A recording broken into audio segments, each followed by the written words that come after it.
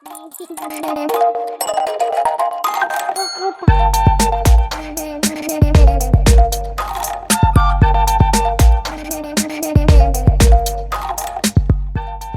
back to another episode of Parenting in Progress. I'm Corey. I'm Jordan. And we're the Welches.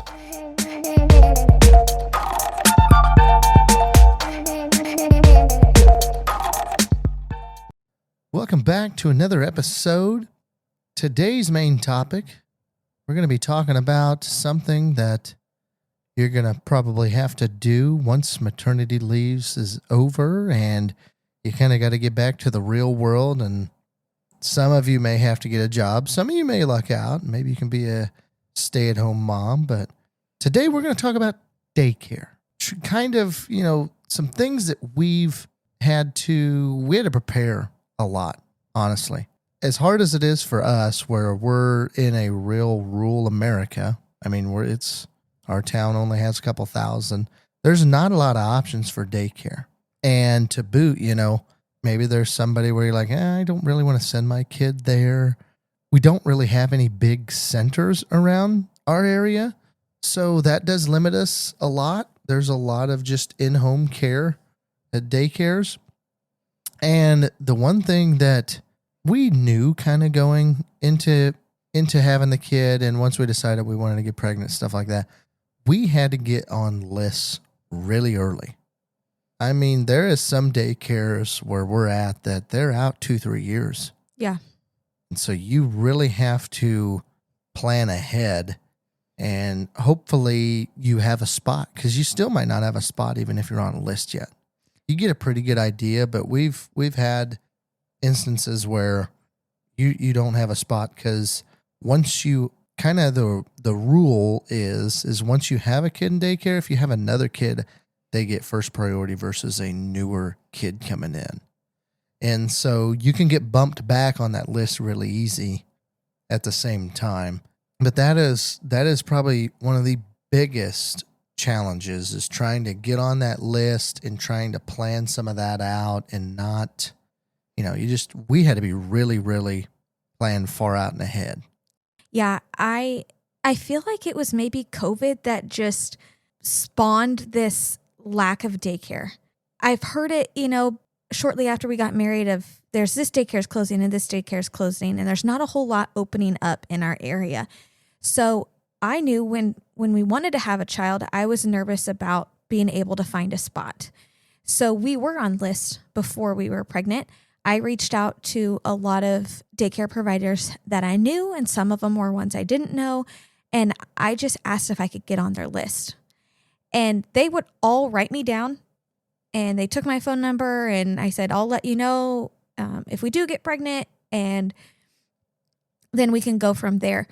But I work in a different town than where we live in. So we did have a couple options of, the town I work in is bigger than the town I live in. So there were more options there. And then there were some that we got on list in the town that we live in.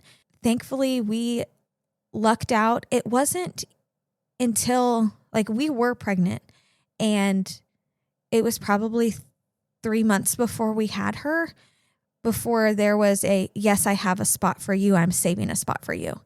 And I told Corey, I called him, and I could have cried. I don't think you knew at that time how big of a deal it was, but I could have cried. I was so excited that we had a spot. It was someone that I had a lot of friends that their children go to that provider, and I felt really good about it. And it was just such a huge relief to know that you have a spot. And there are a lot of people, even that I work with, that they were afraid that they weren't going to have a spot when they got back from maternity leave, and what they were going to do. And, I remember telling you, I don't want to quit my job. I don't want to have to do that, but I would rather do that, and we really budget our money, than sending her to some place that I don't trust. So that was kind of our little backstory. We have a good provider. It's the same provider since then. Carly didn't start with her right after I came back from maternity leave. Because we had to wait. We had a spot, but it was X amount of months out. Yes. When I went back to work, I wouldn't have had that spot yet. I probably would have had it in June but we didn't need the daycare over the summer since I'm a teacher. So it just started in August. But yes, we had a spot, but it wasn't until August.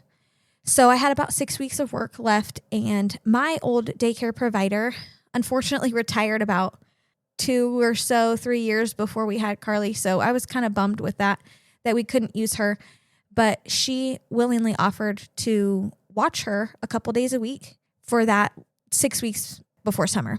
And so we reached out to my mom and your mom, and they both took 1 day a week, and my old daycare provider took her 3 days a week. So we kind of had a hodgepodge a little bit until summer hit, but I think it was fine. I think it was good that she was so little and she didn't have to get thrown right into the germ and all the other kids. It was that person that was watching her was just watching her.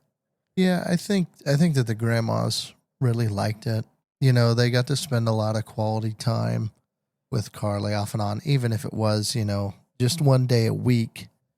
It was, I think they really soaked it in. I think that was a really good opportunity. It might not be like that on the next one, but I really think that really did a lot of good for them as well. Things that I didn't know about, like you have to prepare yourself in your brain to go back to work and then to leave your whole world with someone else. And it's scary. And, you know, you're the one that's been taking care of them for me, 9 weeks. And how am I going to, not that I don't trust them, but they're not my baby's mom. They're not me. And how are they going to take care of her and comfort her when they need her and know exactly what that cry is and what they need? So it was hard to kind of process. I knew it was something I needed to do. I wanted to go back to work, but it's different once you go back to work and your priorities change. So things that my old provider had kind of helped me to best transition myself and Carly to her for those 3 days a week, because, you know, obviously Carly saw her grandmas more than the other providers. So I went to her house a couple times, maybe once or twice, and she came to my house to visit Carly over maternity leave. And she had said, when I go and I drop her off, to bring a shirt that I had recently worn that wasn't washed. And at first I'm like, what are you saying? Like, that's weird. But she's like, it smells like you. And when she's crying and when she's fussy, you can lay that, I can hold her and I can have your shirt right up against her. And it's just that little security piece for her. So I made sure to do that. But then we also had to bring more things to that daycare than we would have like now with an actual provider. So I brought, obviously I brought milk. I brought bottles and pacifiers, a blanket. The grandmas both had pack and place. Other provider had a bassinet, but change of clothes, diapers, wipes. I'm trying to think of what else I would have brought. Yeah, it was a load. I mean, it was multiple bags. I remember taking them to the houses where you're packing everything with them, toys, stuff, all that sort of stuff that you need. So that is one different part we did there, where a provider would have majority of that stuff. Yeah. A swing, a bouncer, just the things to kind of help them through the day. So I got to go see Carly most days for that first little chunk of 6 weeks.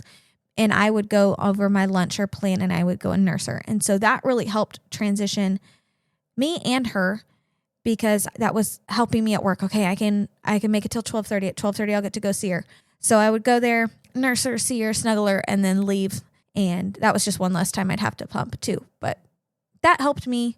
I remember looking at pictures, and they did a good job of sending me pictures, even if it was at lunch or in a transition time for me. Just to look at that picture, know that she's doing well was huge.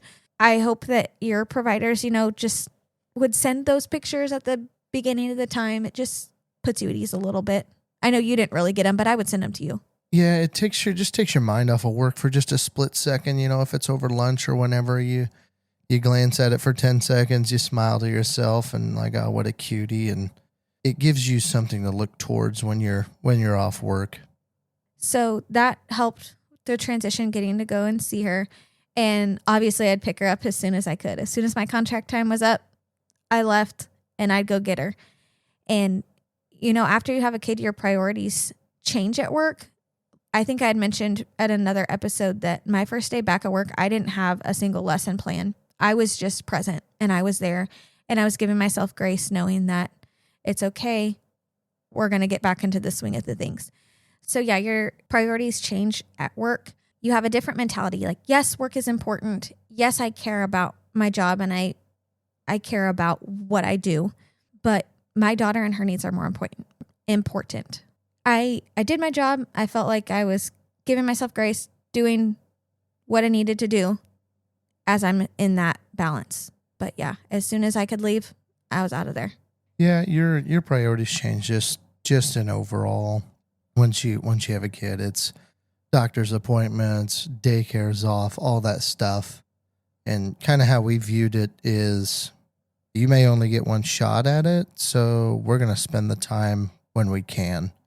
And if it's PTO or sick time or whatever that is, don't be afraid to take it. Work will always be there, but your kid's going to grow up too. So enjoy it at each stage. So then summer hit and we transitioned again to being at home and I loved it. But then the big transition to actual daycare in August was coming. Carly was right about 6 months old and I did go visit the provider 2 times with Carly. I mean, maybe 30-minute visits, not too long. But just so she could familiarize herself with the house, I could. Our provider has a daycare house. It's not her own house. She has it, but it's strictly for daycare. So we went there a couple times and I filled out all the paperwork that I needed to fill out, all that stuff. And I did bring a shirt with me again on her first day. She was taking breast milk, so I brought that. I brought her a pacifier, some extra changes of clothes, diapers, and wipes, and that was kind of about it. She had all the other things that she was going to need, and I always told her, if you need anything, let me know, and I'll be happy to provide it for her. So that first day at daycare, it was hard. I had in service, and I knew I wasn't going to, I did go see her to check in on her, but this was like the start of real daycare. You hope that she does well. You hope that she takes her milk and she sleeps and she's doing all the things that she did at home. And I will just tell you, she refused all the bottles that day. And she slept, but it was not very much. Even when I came over lunch to visit her, like she refused the bottle. She wouldn't even nurse. And I felt just so bad thinking, oh my gosh, is it going to be like this every time? Like she needs to eat, she needs to sleep. How's this going to work? And it got better. So the next day, she did take some. I think her sleep got a little bit better. And then each day got better. So it gets easier. One of my coworkers did say, dropping them off, leaving them there. She's like, it gets easier and it'll be okay. Yeah, she was definitely overstimulated. She was really tired, which, yeah, when you don't sleep, she's going to be tired too. But even now on daycare, we've gone to a full week back since you started up school. And you can tell once you get towards the end of that week, she's just not acclimated to it enough. And she's tired. She runs around, she's playing with friends. But yeah, that early one, we were worried, but we weren't that worried. I would say it was just more like, wish it was an easier transition. And it was good looking back on it. It wasn't a bad transition at all. It's just something to kind of expect something of that. I mean, you're kind of changing up their world a little bit. You're changing their routine in a big way. And so it is going to mess with them just a little bit. I would say after that first week, she was probably almost within that first week, she was about back on track. She was. Probably after the first 3-4 days. And I forgot to mention that her first day there was also all the other kids' first day, and they hadn't seen each other all summer, so they were excited. So I'm sure it was loud. I'm sure it was chaotic, and she did okay. I mean, I think the first day was probably the worst, and then the next day was okay, and then we had a few days off, and after that first week, for sure, she was back to normal. Yeah, and I think it was within that first month of her starting is when you went and took her there for a day or two. It was within that 2 or 3 weeks of her starting it. So it's not like we did it 2 or 3 months before. We did it pretty close leading up to it. Our daycare, thankfully, opens up around 7:20 or so, and I have to be at work at 7:35. So I drop her off, and then they close at 4:30. I know that everyone's times are different, centers are different. Our daycare provider's schedule works really well with us. Now, if you need to drop her off or if you need to pick her up, if you know, you'll be able to come and pick her up if I have a meeting after school or something like that. As long as you know ahead of time, you can do it. Yeah, the daycare really tailors more towards the school, kind of around the school time frame, as far as breaks and stuff like that. Now she takes some days off, and that's fine. You know, she's got things to do too. So once in a while, yeah, you either have to get the grandparents scheduled, or we need to schedule, hey, we're going to take this day off because we don't have any daycare. But for the most part, it is tailored really well. There's a lot of teachers that have their kids go there, and so I think it's easy for the teachers to do that at the daycare we go to. It is. Any of the in-services that there isn't school, but I still have to be there, she's open. Last year, really any of the days that she was just closed, either one of the grandparents watched her. Now, when Carly was sick herself, we did that. I don't feel like I should send her to someone else when she just wants to be comforted. Yeah, and our daycare hasn't been a real stickler on, talking about sickness and stuff like that. I mean, if she has a little 100-degree fever, it's not like, oh, hey, got to come get your kid. It's like, hey, this is something you need to watch. She's a little warm. She's feeling a little warm. And if she had a fever, we didn't send her. We weren't one of those parents where it's like, oh, give them a little Tylenol and hopefully they'll get through the day. We didn't. We stayed home. We made sure that she was good to go. She did know that with her teething, she was a little bit warmer. So, yeah, she wasn't too like, oh, you're at 100 point, whatever, go home. If we knew it was teething, she was fine with that. And I left her Tylenol, and I said, you are more than welcome to give her some Tylenol if you feel she needs it. Just let me know what time you gave it to her so I don't, overdose her with it. But she's so easy to work with, and she loves her like she's her own. And that just means so much to both of us, to know that she's excited to go and she's happy when we pull up and she gets out, and she'll go right to her, and they know that they eat breakfast first thing. So now when we just transitioned her last week, she was eat. I'm like, yes, you get to go eat. You know your routine. And she'll wave at me and say bye. And it makes you feel better. Like, she likes being here. She's doing well. And sometimes she doesn't want to leave right away.